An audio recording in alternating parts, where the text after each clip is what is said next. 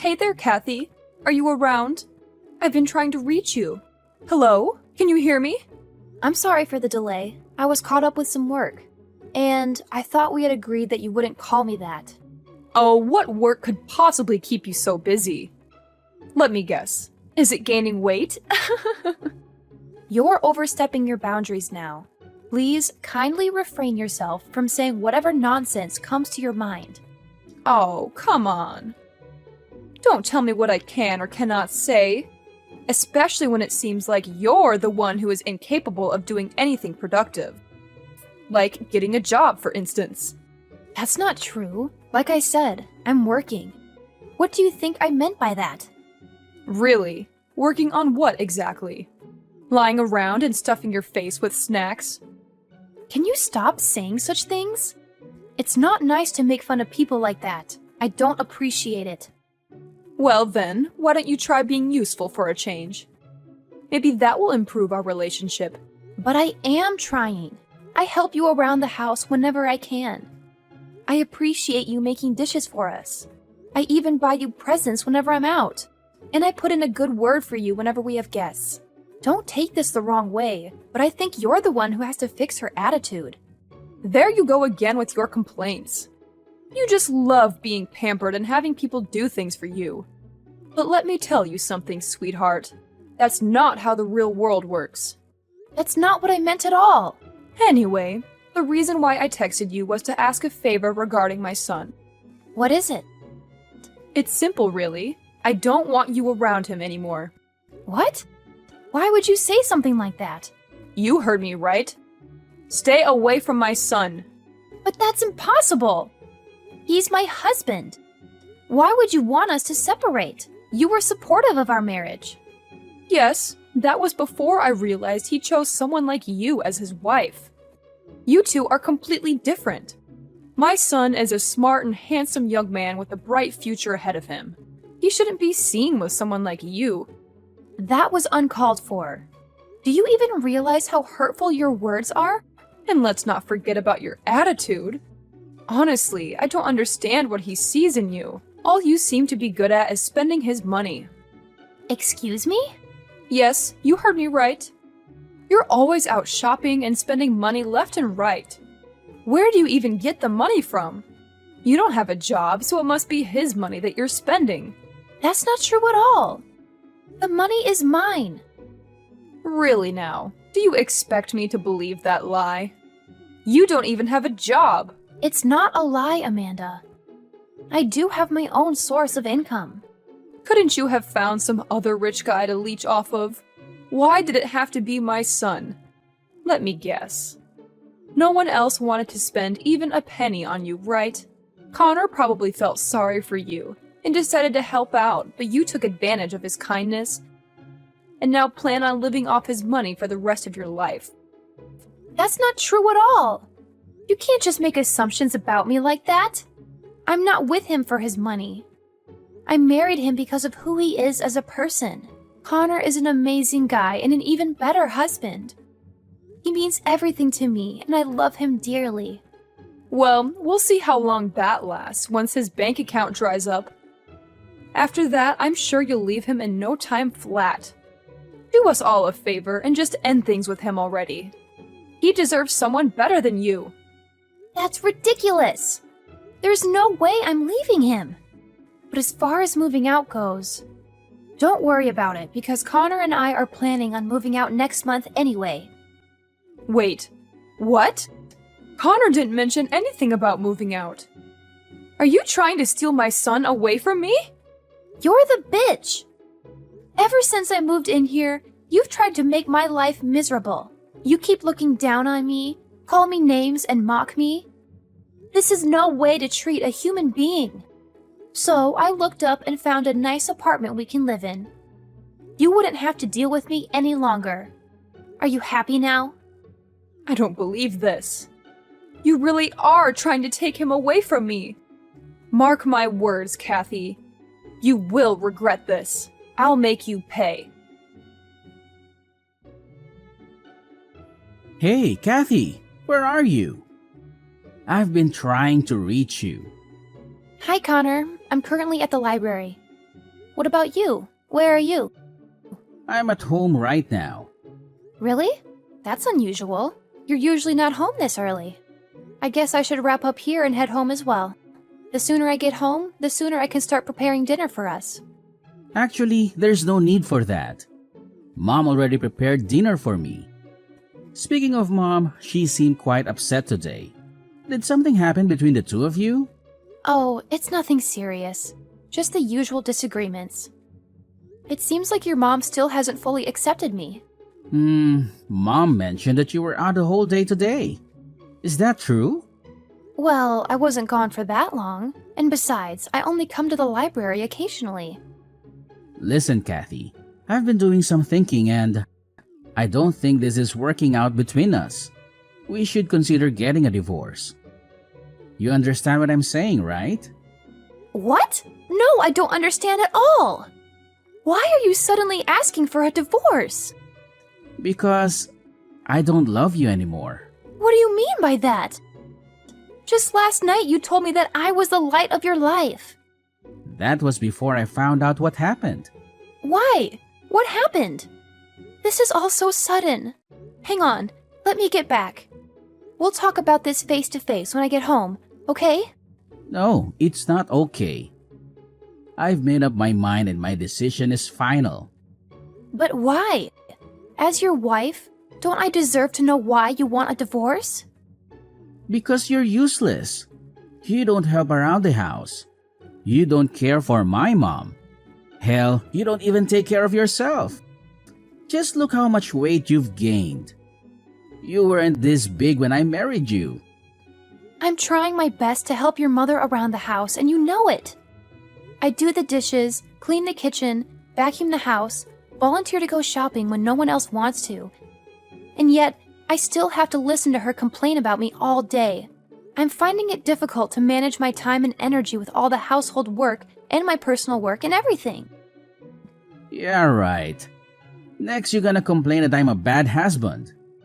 What's wrong with you? Why do you suddenly want a divorce? What's happened?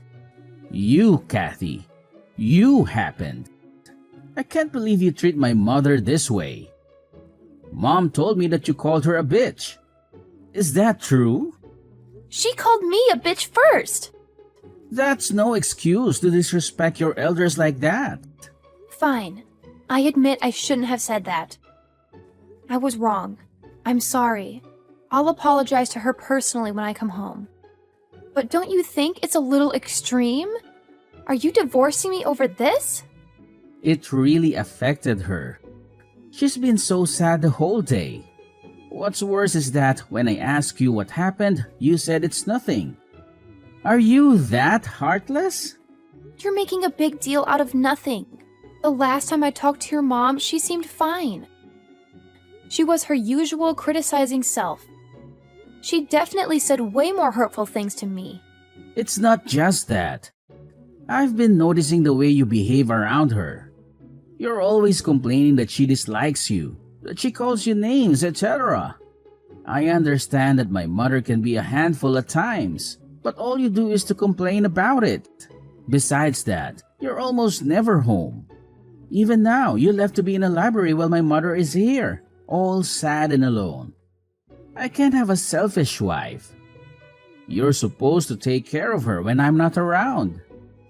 Selfish? Your mother has been breathing down my neck ever since we got married. She keeps insulting me and keeps arguing with me on everything.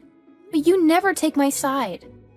You kept telling me that I shouldn't react to what she says. So I come to the library to ease my mind. You didn't mind when I asked you to head to the library every now and then. So why is it a problem now? Because I feel you're always there. You're never home. How would you know? You're always at work. Mom told me. I see. And was it your mom who suggested you get divorced? Yes, we've been talking about it for a few days now. I don't appreciate how you talk back to her. Not to mention the tone you use with her. I've lectured you about this before, haven't I? But you just don't listen.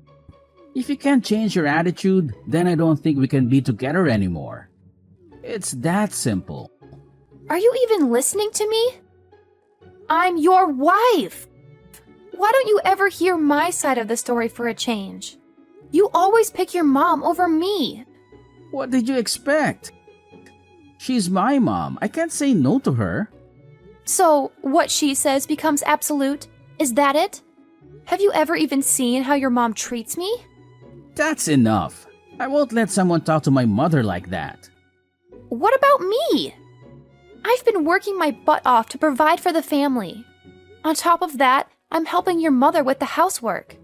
I tried to spend as much time with her as I possibly can. I've even tried to ignore her comments. But sometimes they really get to me, you know? At first, I was able to tolerate it because I knew I had your support. But these days, it's like you're a completely different person. Why are you acting so differently?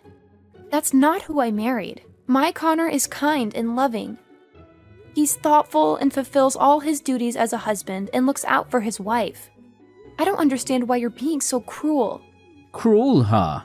Just because I have been giving you your usual allowance, I'm cruel? If that's how you feel about me, then fine. Let's just get a divorce and end things here. As if I need your allowance. I make enough money on my own. What I need from you is a partner that has my back. Make enough money?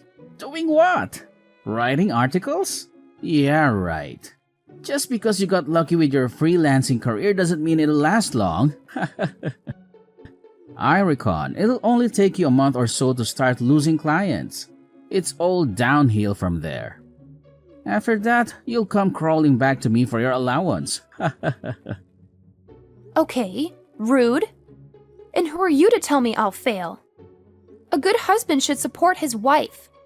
And what is it with you and your mother looking down on me all the time?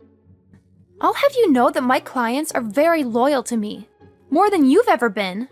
But as far as the divorce goes, then fine. Let's get divorced. Wait, really? I can't live in a household where all its members look down on me. If you can't treat me right, then you are in no position to call yourself a worthy husband. Uh-huh. Anyways, do you think you can move up till the end of the month? I want to start my new month fresh. Don't worry, I'll leave. Kathy, it's an emergency. Please. I need you to lend me some money. It's urgent. I'm not helping you pay for your wedding. How did you know? I didn't say what it was for. Your mother contacted me earlier.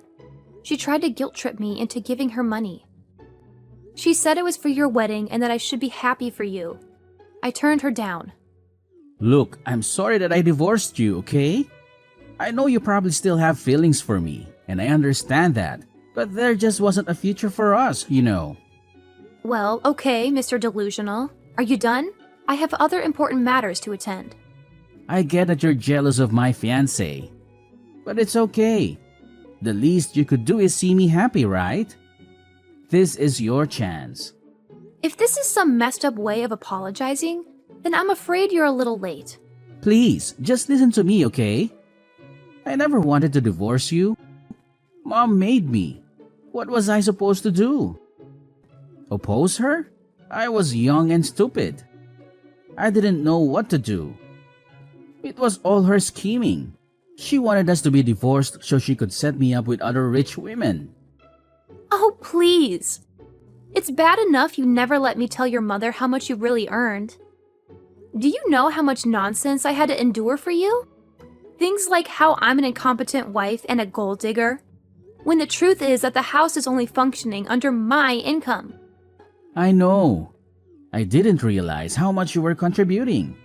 Now it is hard to manage expenses without your help. I'm sorry. I didn't know what I was thinking. But I really need your help right now. My mom didn't know my salary. She told my fiancé that I make 6 figures a year. Now everyone's expecting me to throw this lavish wedding, but don't have the money for it. I'm already in debt. Then just tell them the truth. If she chooses to still marry you, you'll be a lucky man. Having wives who earn more than you to sustain the house. But please don't blow it with her, too. The wedding is in 2 weeks. If I tell her I'm not what I introduced myself as, she won't marry me. Don't you think she'll find out sooner or later? If not now, then maybe after you guys get married. She might even file for divorce. Or sue you, for that matter. Yes, but by the time we'll already be married. Which means at the time of the divorce, I still get to keep half of the assets. You're a real scumbag. They say women are gold diggers. Clearly, they haven't met you. Please, I'll do anything. Just help me with this wedding. I'm begging you. You got yourself into this mess. So you fix it. Quit bothering me. I'm going to block your number now. Wait, please. Hello? Are you still there? Hello? After that, my career really started to take off. I was getting more and more clients who wanted me to write articles for them. I even had to hire a few more employees to keep up with all the orders. I was making more money than I ever dreamed of. I was able to buy a nice apartment in the city, a new car, and some designer clothes. I hadn't started dating anyone yet, but I planned to do it as soon enough. This time I would be looking for someone far more trustworthy and loyal than Connor could ever be. Someone who would love me for who I am and not for how much money I make or how much I weigh. As for Connor, he had to sell his house to pay for the wedding, but that still wasn't enough. He had borrowed a lot of money from his friends and relatives, but he couldn't pay them back. When his fiancée found out he wasn't as wealthy as he said he was, she dumped him immediately. Not only that, but she also sued him for fraud. She claimed that he had lied to her about his financial situation and that he had tricked her into marrying him. She demanded a huge amount of money as compensation. Now that he's homeless and in a lot of debt, both him and his mother have to work several part-time jobs to get food on the table. They have to live in a cheap motel and barely have enough to survive. It's a wonder how they'll make it through the winter, especially with the cold weather and the high heating bills.